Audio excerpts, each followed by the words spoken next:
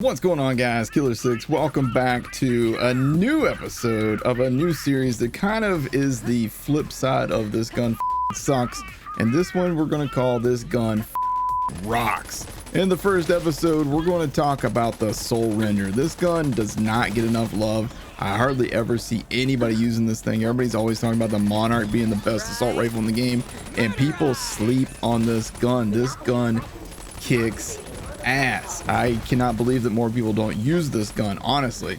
So here I am on Moe's. This is the Soulrender. Let's take a look at it real quick.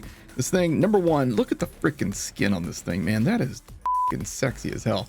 Number two, purple. Yeah, I love purple. And number three, I got a consecutive hits on this one. Doesn't really matter what you roll in this thing because it's badass. What this gun does is when you shoot it, you will get these purple skulls that come out. This thing got a huge buff a while back, and these purple skulls do insane damage. And these things are great versus anything. Flying enemies, check this guy out. Yeah, he's doggos. Yeah, guess what? You're gonna have a bad day, doggo. You're dead. Your buddy's dead. Your whole family's dead. Your uncle's cousin, sister's third teacher from high school is dead now. You shouldn't have with the Soulrender. This one, you have to have DLC 2 to get this thing. You have to have the Hammerlock DLC, the Hammerlock Wedding DLC in order to get this thing. But it's super easy to farm. It comes from Tom and Zam in the Heart's Desire map, and it's like halfway through the map you can actually fast travel to the spot where those guys show up, and you can farm this thing wicked fast. It's so easy to get this thing, and you can get this thing in a variety of elements. It is just an absolute beast of a gun. Like, look at that dude. Holy crap, we just destroyed the hell out of that thing, man.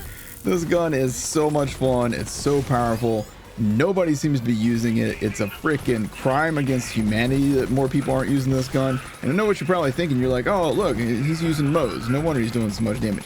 Nah, man, I could put this thing on whoever. It's going to do the same amount of crazy damage with these skulls, man. It doesn't matter who you're using.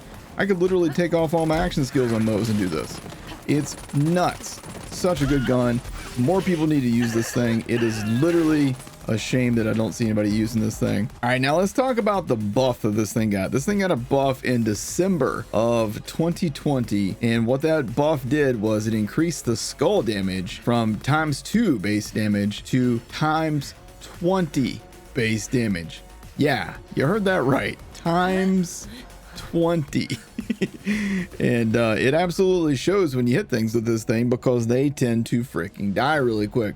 Now, what makes the Soulrender so good is that these skulls are splash damage, and that being 20 times your base damage is just insane. And that's what I should have said a second ago. It used to be 2 times your base damage for the splash damage on the skulls, and I meant to say that. I forgot to say splash damage, but it is now 20 times the base damage of the gun. So if your gun's base damage is 22,218, you multiply that by 20, and that is what your base damage becomes on the skulls.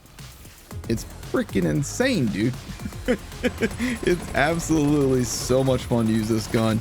The cool thing is, like, you can literally just hip fire this gun. You don't even need to aim ever, which, you know, if you guys are familiar with me, you might know that that's kind of a key factor for why I like this gun so much as well. I don't have to aim it at all, so that's pretty cool. So guys, I hope you guys enjoyed this first episode of This Gun Rocks. I'm going to be trying to highlight some lesser known guns with this series, because, you know, there's a lot of really amazing guns in Borderlands 3 that I don't see people using. I don't see people talking about them, and I want to highlight these weapons so that you guys can actually try these things out, man. There's so many guns you just wouldn't believe are actually viable, not only in normal mode and, you know, mayhem mode and all that, but at in-game, doing in-game content like, you know, the Malawan takedown stuff. If you're able to, like, use, you know, a wide variety of stuff, why would you not want to learn about that? So let me know in the comment section below what gun you would like to see next on This Gun Rocks. A lot of hidden gems in this game, and I really feel like I can help spread the word about that.